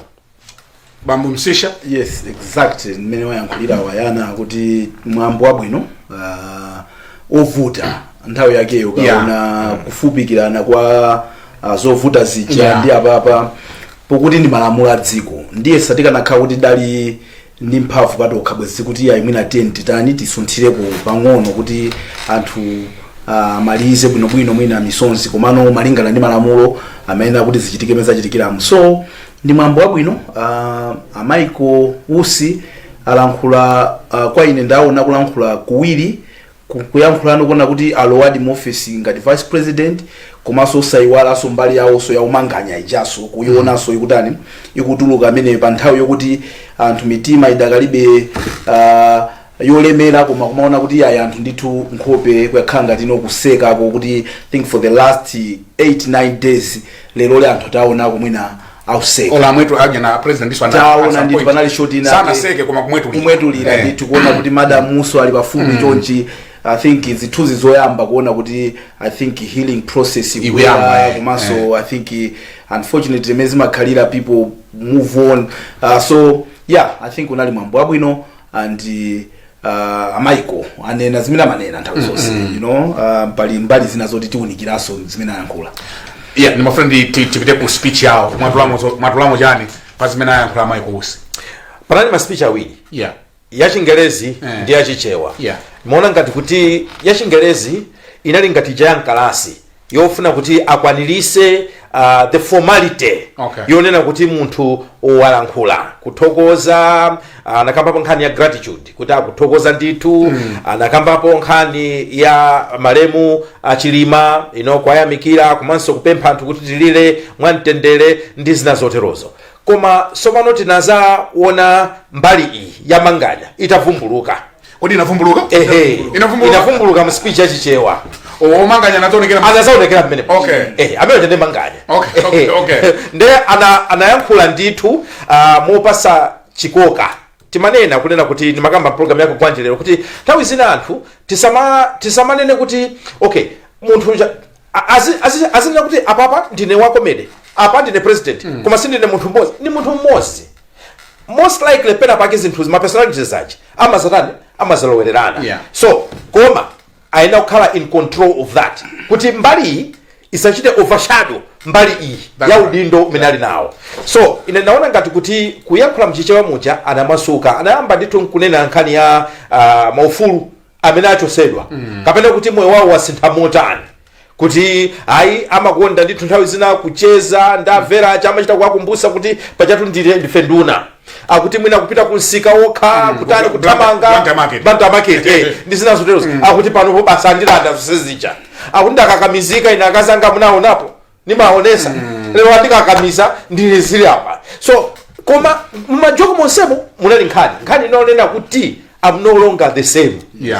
nkhani lero nena kuti makosana panopo tundapasidwa mphamvu ndipo mphamvu zimene zikakhale neyo ndikuziona kuti pena pake zinipanga inconvenience koma ndachivomera mawu amene akuisa ntchito ndi sacrifice akuti nkhani tu apa ndiyo zipanga sacrifice ndingonenaso pena asanalo wenzanga kunena kuti chinthu chimodzi chimene ndinachionanso chimene anayankhula anakambapo kwambiri nkhani ya ubale wa iwo ndi president anakambapo ndithu kunena kuti ngati pali munthu mmodzi amene anayesesa kwathandiza malemu achilima anthu simudziwa koma ndi Achakwera according to him mwina siku ina tizafunsa mkazakhala ndi exclusive kuti what did he mean is there any tangible evidence to show kuti Achakwera anathandiza malemu achilima kuti mpaka nathawa yankhula mspeech ya yolandira udindo kati umenewu mwina ndifunso la nthawi ina anakambamonso ndithu kunena kuti iwo amaona kunena kuti Achakwera ndi munthu onena kuti athagwira nawo ntchito ndipo akhulupirira kunena kuti ntchitoyi achita. Pomaliza ningonena kunena kuti anakambanso kuopsa kwa usogoleri kuti ngati kuli kulangidwa pa siku la chiweruzo kumwambako akuti osaweruzidwa kwambiri azakhala iwowo mwinanso ndi Achakwera. Ndamanena kuti sindifuna munthu wina wakubomako kapena munthu wina kuti andilepherese kuti mpakana ndikaotchedwe kumwambako chifukwa cha iyeyo. Ayi akuti we are here to deliver. Mwina mwachidule nditakutero mbali yanga. Mwatolanji muzoyankhula zawo si bambo ndevu zamwayi. Posabwereza mwina zimene wanena mzanga point jatakati na ine naso dzulo tikupanga kuunikira za kusankha kwa Usi kukhala ngati vice president kuti ubale wa president ndi vice president wawo akambapo za shaini kuti akakhala kuti afuna kugwira ntchito sikuti anthu ena azikauza Achakwera kuti mwanaye afuna kukuberani shaini kuti afuna iye ndi amene azidya azinthu azimuna kuti very good afana ngasi zimene zimachitika nthawi zina zake mwanaye ndi amene afuna maoneka ngati kujenda amene kuti yayi chimene chikwanthunthumirisa ndicho kuti akuyenera kuti atumikira Malawi. So anthu Malawi ena akaona ngati kuti anjoya koma kwa iwo akuona kuti no sanjoya chifukwa choti akuyenera kuti atumikire Malawi. So atengerapo mwayiso kunena zinthu zina kuti Malawi amve kukoma. I think it's a point yokuti siyongofunika kuyinena pakamwa chifukwa ozayankha funso limene ndi Malawiwo kuti tamva kukoma ndeti takhala kuti bila tizipa sana kotali every 3 months tizibwera uzafunsa kuti Malawi ndatha masiku miyezi 3 ndili mu office mwayambako kumva kukoma usati one nayo Malawi atina nayo usati one nayo makuzoona nayo usati one nayo ndaziyankhaso yekha kuti yaya Malawi akumva kukoma no iwe you are only allowed to say it. Malawi ndi amene aziyankha kuti okay ndili kunena kuti fe ntchito yathu ndi kuti zikumvesani kukoma kodi mukumva kukoma ndezi ziti ayi kapena usati yayi mesa takupasani chigumu pomwe ife ndimafuna mwina keke so musatisankhire choli chiti vese kukoma cho chikhale chani kumva kukoma tikupaseni feedback ndi ife chachikulu ndicho kuti Usi ali ndi slightly 1 year kuti aonesedi kuti akhuza kugwira ntchito mu office imeneyi imene anena okha nsapato zimene asiya achilima zazikulu sizingakwana koma iwowo abwere ndi zina zokuti anthu asamafanizire malemu aja abwere mwawo kuti angapange chani zimene Amalawi azakumbukire mu chaka ndi masiku amene ali nawo. Timachedwa kwambiri ngati dziko ndigwirizana nawo Ausi ku friction imene makhalapo tinakambaso dzulo pakati pa president ndi wachiwiri wake sisi imachedwetsa zinthu zambiri and Ausi akudziwa kuti pali ena amene amakhala nthira kuwiri mwamuona tiyende bwanji we have only a year ayende bwanji anthu amenewa mawana linkamwa andevu zamwayi anthu amaboza akamanena boza safuna kuti amanena kuti banda achunga amati chati koma musanditani sinimakonda za maboza chinavuta ndi chimene chocho so anthu amangomva Ausi tu kwa makunenani tu excellence chimavuta ndi chani kuitanizana Michael tabwera apa kodi zakuti zakhala bwanji kumuuza munthu kumpanga approach akuti apingwa akachita zimenezo you understand that way kamuzuso okay olopena amaboza alipo mpa kuti musavutike atakhala alipo mpa tabwerani awa kuti chani that way maonesa anthu aja kuti inu simumasekerera zabodza chifukwa munthu kamampasa khutu munthu wabodza abwana makusokoneza ukhoza kumana kuti yayi leyo as long as you're listening to a lie bodza lili ni mphamvu yokuti imaenda nsanga imapita kutali inakosa chilungamo kuti moneka ngati kwenda pang'ono so to avoid this is kuyambira kweni kuyikiratu material ozi kodi ma terms of reference tizigwira bwanji munthu akabwera uzani na ichi tizichita hando bwanji cholinga choti because chinthu ukachimva bada chimakupweteka sife ndife anthu timamva kuwawa nzangayi kananji ngati iwowa umachitaona nzanga nango mutenga nkasa kwena jadi makana ulimozi pa ballot koma ungo mutenga azindipanga chonchi azindipweteka so chonchi so zimene zizi zofunika kuyambira yako kuziwiratu kuti ina ni event chifukwa timakhala pena pake anthu osafuna kuvomereza kuti zikhoza kuchitika kona kakai kuti kodi ina ni event kuti wayana wandipweteka ndizachita hando bwanji nkhani imeneyo if I prepare myself it's not gonna be difficult for me kwaitana chimwenanga chimwenanga pogwira ntchito monga lichitira lilime ni mano pena mano to amalilima lilime licha macholinga chake sikutide kuti akudana nalo koma ntchito yophwanya chakudya mkamamu pena pake umatha kumpweteka nzako koma you understand kuti lilime ni mano akufuna kuti atenge chakudya akukhutise munthu uyu kuluma kucha ni ngozi chifukwa umalira wekhaso azuluma wekhaso ndiye samandimva ndakumvani. Do you want to comment on the family funso la basera ayi pa nkhani imene akunena yokhuzana ndi ubale wa anthu awiriwa ineyo ndikuona ngati kuti zachitika bwino kunena kuti achakwera atenga munthu amene ali kale mu cabinet chifukwa amaona zimene zimachitika achakwera aja akwadziwanso mene agwirira ntchito ndiye komanso anthu osokoneza mu cabinet awusiwa akwaziwa alipo tu anthu ena mu cabinet momwemo amene mwina amayankhula ngati mwachipongwe akuseka chifukwa akuziwa kanthu tiwasanga yankhule national security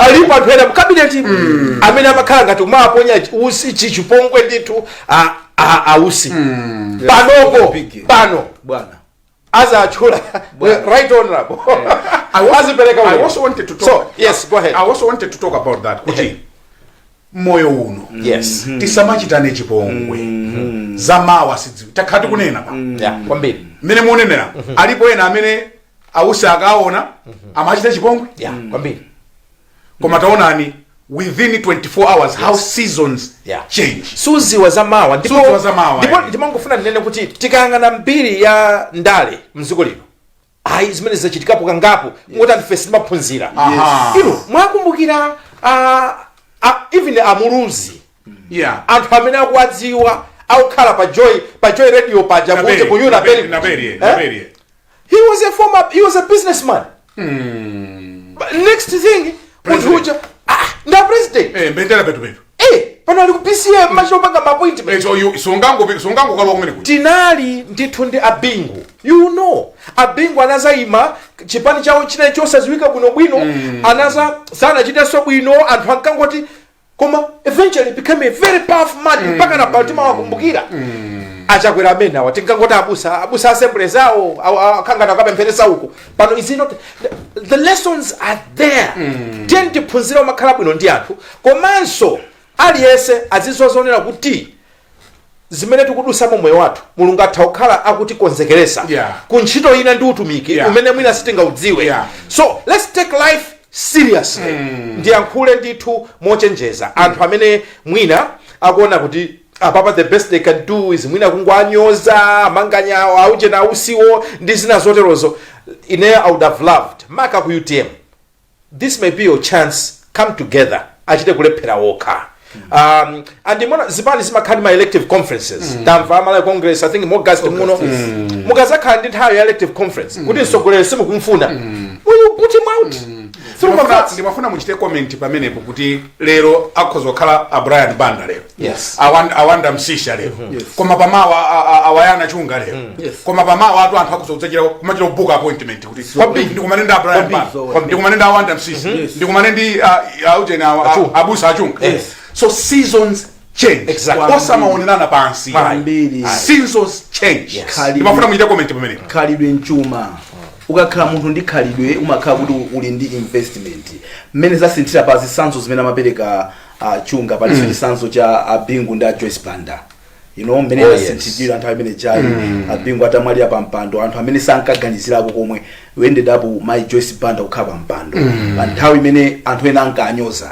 wamandasi iwe janjani and you munaona mezi nakhalira kuti moyo uli ngati perete mulungu akati about 10 wakumbuyo amatha kukhala kutsogolo ndecho ndisamaone and utenga usumapita kwa atsogoleri okha maka amene azimva ndi amene amuzungulira msogoleriwa that's right ndipo amene waso samamva ndi agonti amkhutu kumve amene amuzungulira msogoleri yes magoti mankhutu kumve pala nzawo ena ankapanga zomwe zimapanga pano pasi manjanjanjanja kunjanjanjanja one shoulder high yes one shoulder high akumbuyo kwa president panopa tinawo ntawuni mumu masi zunguli wina akupanga soso mweso kuli iwe you think you are invisible iwe ndo saoneka zako uyu anatha jonji you think your story is going to end differently just because it's you ndi kumakhala bwino ndi anthu maudindo wa amata siku lina lake amalawi amazania kuti basi inuyo mwagwirako izi tikulanda mphamvuzi timpase winayi kodi inu muzatuluka kapena muzavala zipewa zotchinga mmasomo kuchita manyazi kapena kuthawa ziko muno kakhala kunja kwezi mafika mpaka po kwambiri chimene amathawa yekha popa ndo chimene anthu amayiwala nchonena kuti ukampanga chipongwe nzako wopangira chipongweyo samayiwala. Can you say that again? It's a powerful thought. Ukamapanga chipongwe kwa anthu iweyo umaona ngati zatha nkumapita koma mabala amene wasiya kumbuyo amakhala akulankhula ndipo kulankhula kwa mabala amenachi siku lina mwazasanduka mkuwo umene umakusata ndipo ukakusata zosatira zake sizimakhala zabwino ayi. Ndifuna tichenjeze anthu amene atakhale around the vice president anthu amene around the president currently inu ziko lake liti lothawa takhala tikuona pa anthu amagwidwa kunja nkumabwera zimachitika please nakondwa pamene amaiko usana yankhula maonena kuti ine tusinungopa siku la chisankho ananena so acha kwena ife tsamaope siku la chisankho tiziopa kuti siku lina siku la chiweruzo zabwera chifukwa anthu amene acha amene amazungulira asogolera amakhala ngati siku la chiweruzo samaliziwa ngati sizabwera ndeiwonso kalake chiweruzo choyamba chizakhala Malawi kuli makhoti tu kuli makhoti kunja kuno anthu ndipo amaperekera umboni lero anthu omaseka nanu ino ngasi mmakhamu kwaonesa ona chinyumba chindi kumaliza chanchana amakhala akusunga pamawa amakaperekera umboni amakhala iwo ndipo uyuso aliso ndiwakuti aliso ndiwakuti omwewo ma bodyguard omwewo inde mmanena kuti witch hunt mumalanyuwani witch hunt si witch hunt simunakhale bwino ndi anthu so pepani koma mukapeza mwayi wona kuti mutumikire Malawi tango china zimene mulungu wakutumani chimene chili kutumikira Malawi.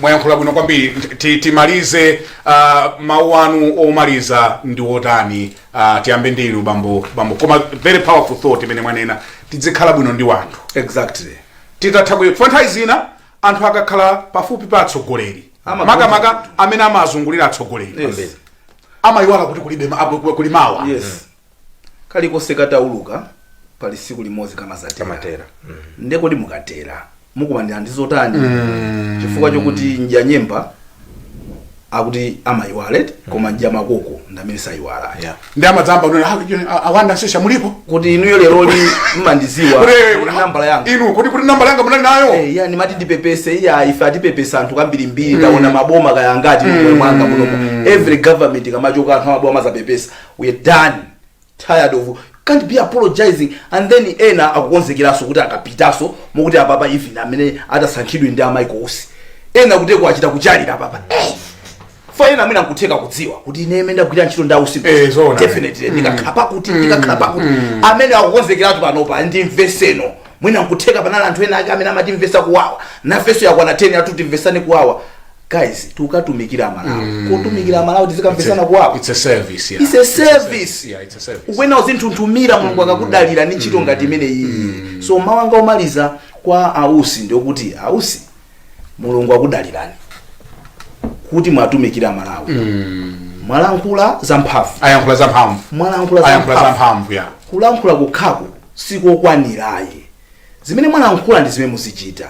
anthu amene apasidwa ulemu ndi anthu amene akatanena kuti abanda tikumane mawa 3 o'clock ndikupaseni 200 yakwana 3 o'clock ine nditenge 200 ndikupaseni ndewe amati munthu amene usunga mawu ache kunena nkosavuta. That's right, yeah. Akuchitako kufanyika tachedwa ziku mangozungulira malo imozi. Yeah, I wanted to very quickly also tinakamba kunena kuti anthu fe tachedwa kale. Yes. Kani chaka chatsalachi between now and September tingachite mwansanga decision making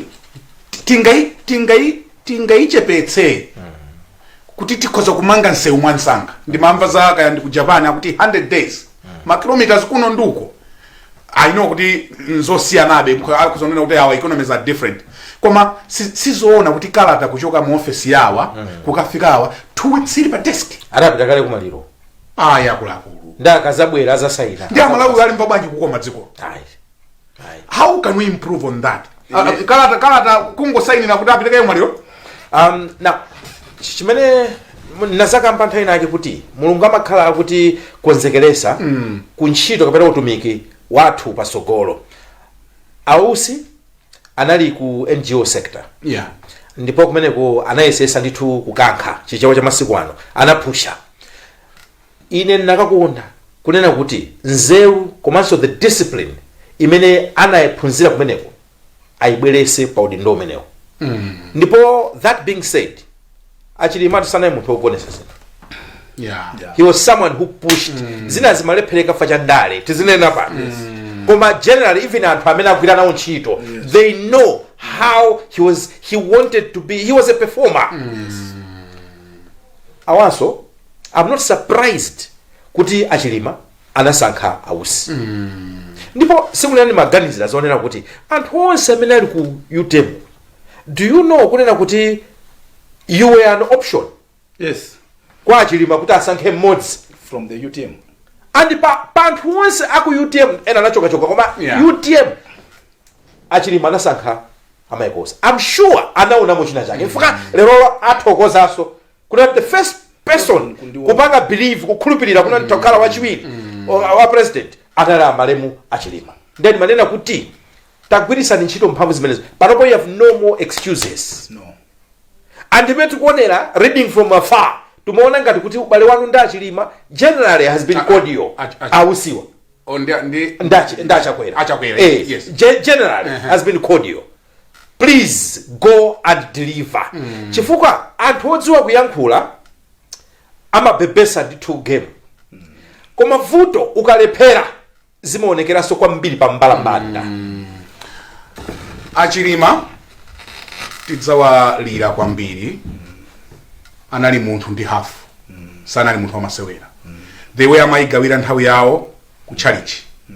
Mwana uja adanena kuti akadya idya madzulo amasewera magemu pa tebulo. Wina amandiuza kunena kuti ndasintha ndimakonda kufika usiku ku nyumba Achilima andiphunzitsa kuti ndikhoza kufika nthawi yabwino kudya ndi amayi ndi ana kuchezanso chifukwa alipo mabanja ena abambo ana samadziwa kubwera usiku kubwera usiku kuchoka mama. So lazima wanganya wakulu wadi no fact ziseka pa. No, but these are facts. Yes. But that's very true. Very true. Tieni tiphunzirenso kunena kuti moyo Mulungu akhoza kuitana nthawi ina iliyonse. Exactly. Mulungu akhoza kuitana moyo nthawi ina iliyonse. Siti nkadziwa kuti Achilima akhoza kuitana mena nawaitanira mucha. Exactly. Kumaenda opanda mkwiyo ndi munthu, kumaenda opanda mangawa, tidzikhululukirana pafupi. Chifukwa any day akhoza kutiitana. Yes. Ndiye tiphunzire kukhala bwino and also let's cherish the memories. Kukhala ndi azikazi wathu, ana wathu. Let's learn from moyo wa Achilima. But I was talking about that kuti ndichite suppress point imene manena kunena kuti zoonadi nsapato za Achilima sizinali sizamasewera. Kuti munanena maomaliza. Nena maomaliza. Maomaliza magamba za kuchedwa.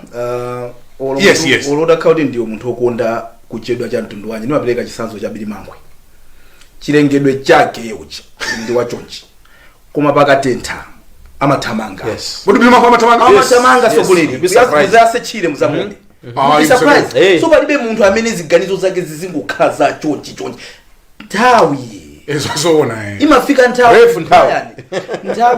ino mukuziwa makatemera mbuyo musemo katemera makala 5 years covid anaphunzitsa anthu kuti katemera akoza kuyenda zaka ifana wakululuka even wofuna kuti apeze katemerayo amaopa so kuti tapezeka kuti covid adipeza katemera isanatani so ngati dziko tisangokhala pa pesi yomweyo tiziona kuti zimene tikupangira zinthu zathuzi zikubwera pang'ono can we increase speed can we tichepese zima processes zina zake zopanda ntchito basi zongofuna kuti chichene chonsecho ulinzi ngati possible anthu azingodyapo for you to arrive at a simple Malawi is a small country requiring a small decision we can do better. Mawano maliza inu Wayana Chunga. Mawanga omaliza ndi oyankhula one awusi kunena kuti pali zinthu zolepheresa zingapo zimene zimakhalapo ine ndimati pressure pressure yoyamba imachokera kwa anthu amene amakuzungulira anthu amene amanena kuti mula mwalowa ku state house nde mungotisiya anthu amene amanena kuti amene achatu anali a boyfriend anga nthawi naye ndikagogoda anthu amene amanena kuti ndakula mpingo wathu ndi kutchali chawa nde amaona ngati kuti amaiko onse alina kuwapangira zinthu chifukwa chonena kuti amadziwana pressure yoyamba imene he has to manage it atokhala modi ndithu ena oziona nawo onera atakwathandiza koma ambiri amangokhala atije nawo basi number 1 number 2 pali pressure imene imachokera sopano ku chipani ya ndale taona kale zimene zikuchitika ku UTM kumene kukhala pressure yonena kuti apange zinthu zokuti akondwerese ena ake amvese kupweteka ena ake kuponyerana apase ni mwayi oti achite deliver anthu akamanena kuti ausalephera pazikhala pakaone koma satiya koma munthu amamuchinga zochingana zatha kulephera kwa ausi kukhala kulephera kwa anu achakwera kulephera kwa ausi kukhala kulephera kwa Tons Alliance kulephera kwa ausi kukhala kulephera kwa ziko lino.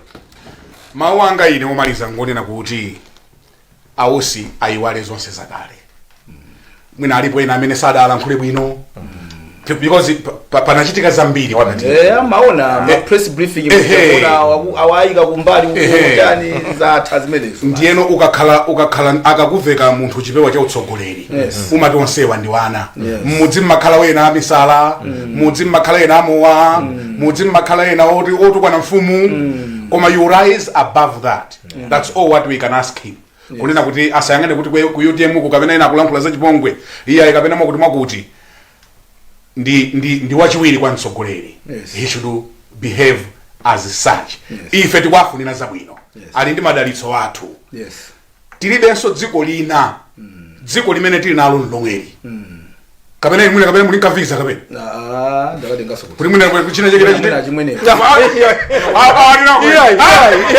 Malawi basi amakono katenga zafera bendera iwo ndi ku California zafera bendera musadipese koma kaka nalinka visa